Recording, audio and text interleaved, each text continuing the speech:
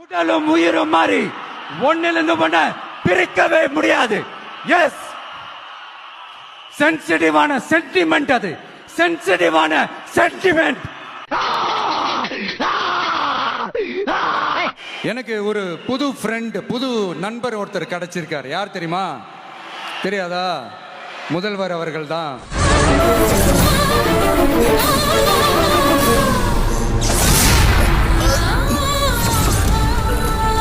இப்போ ஒரு நிருபர் ஒருத்தர் கேட்ட கேள்விக்கு எனக்கு எதிரிகள்லாம் யாரும் இல்ல, அவங்க எல்லாருமே எனக்கு நண்பர்கள் தான் அப்படின்னு சொன்னாங்களே. I don't care. நான் மட்டுமல்ல, நீங்கள் ஒவ்வொருவரும் ஐ டோன்ட் கேர் என்று சொல்லி நகர வேண்டும். அப்படி நாங்கெல்லாம் உங்களுக்கு நண்பர்கள்னா அப்புறம் ஏன் சார் கரூர் விஷயத்துல ஏன் மேல பழி தூக்கி போட்டீங்க? என்னப்பா செய்யறது, விதி விளையாடுச்சுப்பா. நாய, நீ விளையாண்டு போட்டு விதி மேலேண்டா பழி போடுற, உன்னை அப்படியே குத்துறா.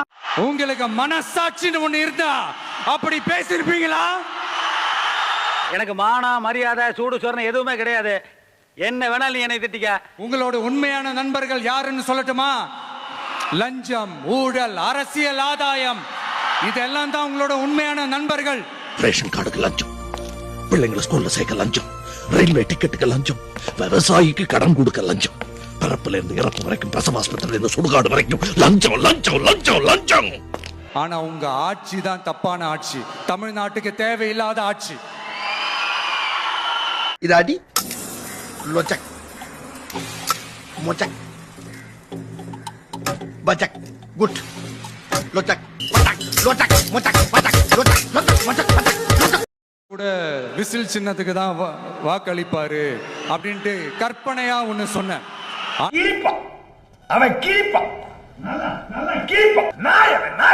எங்க வாக்கு சாவடி வெற்றி வாக்கு சாவடியா? அதுக்கு அர்த்தம் என்ன தெரியுமா? எங்க வாக்கு சாவடி விஜய் வாக்கு சாவடின்னு அர்த்தம். ஐயா பெஜாராகுது, ஐயா ஐயா ஐயா ஐயா பெஜாராகுது, ஐயா பெஜாராகுது. இங்க சில அரசியல் கட்சிகளும் சில அரசியல் தலைவர்களும் ஒரு சில நேரங்களில் அமைதியா இருந்தாலே போதும், ஒரு பிரச்சனையும் வராது. காலங்கலிகாலமாய் போச்சு, நாங்க சொல்ல வேண்டியதெல்லாம் நீ சொல்லி. நிறைய மலை கிராமங்கள்ல பஸ் வசதி இல்ல, நிறைய மலை கிராமங்கள்ல ஹாஸ்பிட்டல் வசதி இல்ல. இது ரெண்டுமே எவ்வளவு முக்கியமான ஒரு விஷயங்கள்.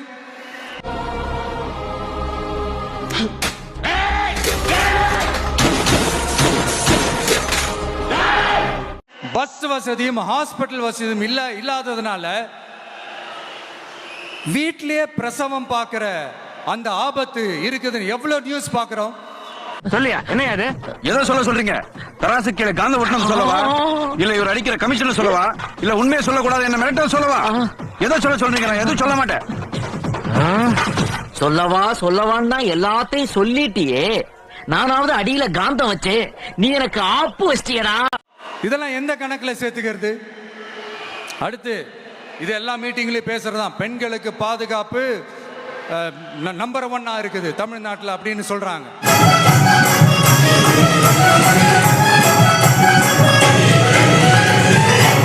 அப்புறம் அது என்ன வி சேஃப் மாடலா? பெண்கள் என்ன சொல்றாங்க தெரியுமா? அது வி சேஃப் மாடல் இல்ல, வி ஆர் நாட் சேஃப் மாடல்னு சொல்றாங்க. சிரிக்காத சொன்னா எனக்கு அசிங்கமா இருக்கு.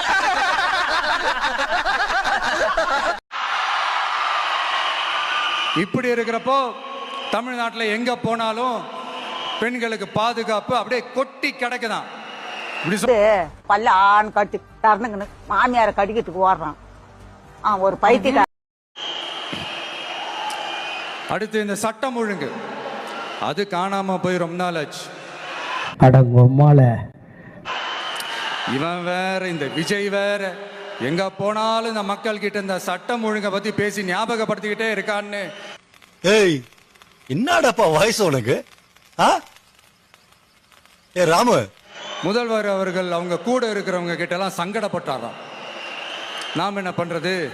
நான் கேட்டேன் அவங்க கிட்டதெல்லாம். நாம தான் தமிழ்நாட்டோட விசில் ப்ளோயர் ஆச்சே. இந்த சார்லியோ கொஞ்சம் ஒரிஜினல் ஐட்டங்காரனை பார்த்தீங்கன்னா நீ மூச்சா போயிடுவேன்னு நான் சொல்றேன். நீ என்ன சொல்ற?